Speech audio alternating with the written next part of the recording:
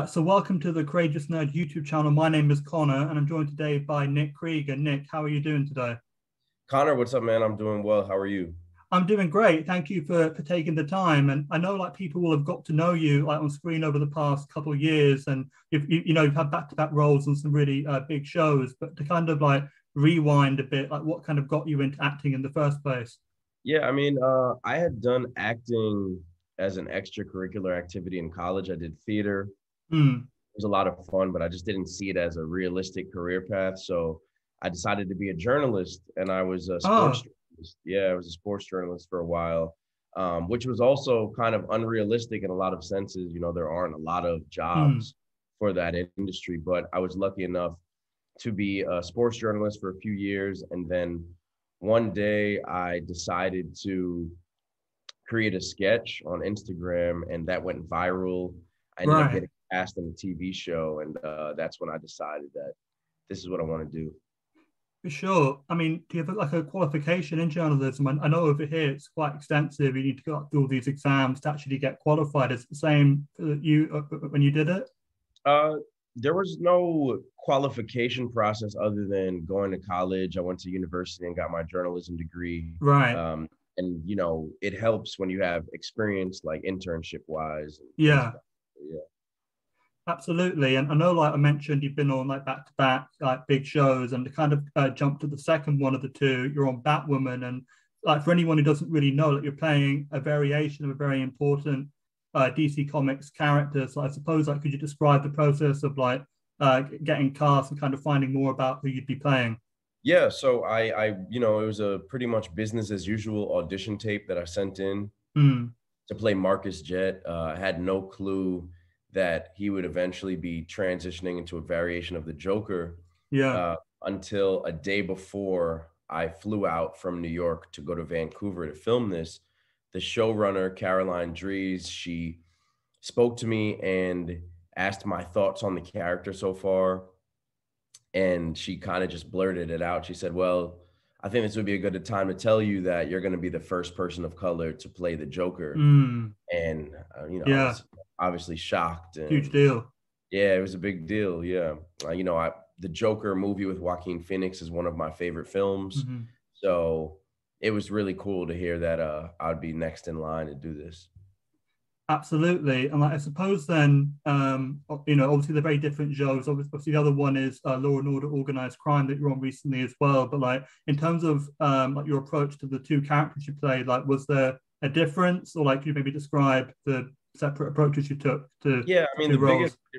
the biggest difference I think would be the candor of the characters themselves. Like Marcus Jet and Richie Wheatley, they're similar in certain ways in the sense of they both have powerful families, but Mm, Richie Wheatley was trying to kind of find his way. He was kind of like a lion cub that was trying to eventually get to a full grown lion. And Marcus Jet, had the swagger of a lion already. He walked in the first scene. You see him walk into his mother's office, kind of with his chest out, mm, sizing up Ryan Wilder, and kind of like turning his back on his mom. So you got to see that he just had this different type of swag to him. yeah. Uh, so I think the approach obviously was very different in the sense of knowing that this guy was going to be full blown insane at some point, and Mm, Richie Wheatley was more reserved, if that yeah. makes Contained. Right. For sure. Like, do you think your approach to playing Marcus would have been different if he'd been like during the Kate Kane tenure on Batwoman? Like, this fact that it's Ryan Wilder who's the lead affected Well, what you've I done. think the difference would be, Ryan and him are siblings, so Right.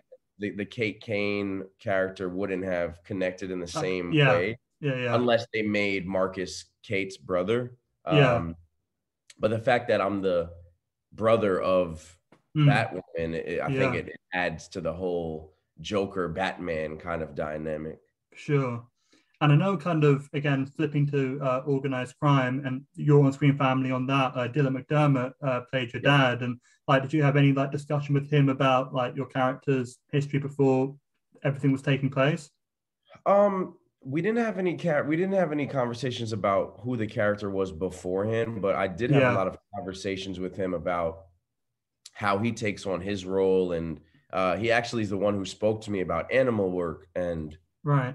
how he picks an animal every time he does a project. So that's why I decided to consider Richie Wheatley like a lion cub Mm. uh, after that conversation with Dylan.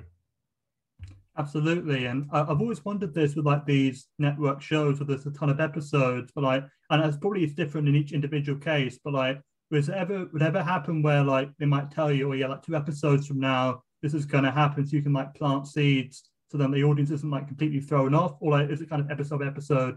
I imagine it depends on the show and depends on the role, but It definitely depends on the show because in Law and Order, they would tell us certain things like when Richie killed Gina, yeah, I had no clue that was going to happen until maybe like 2 weeks before we actually filmed the episode and they sent out the script. mm, And then everybody was shocked. We're like, oh, wow. poor Gina, yeah, Yeah, poor Gina. Richie's a murderer. mm, But no, in Batwoman, when we first started, I wasn't doing the Joker transition until around episode 5 to 7. mm, So I knew from the very beginning what was going to happen. So it really just depends on what the actual situation is, how hidden and secretive the production wants to be, just so there are no leaks. yeah.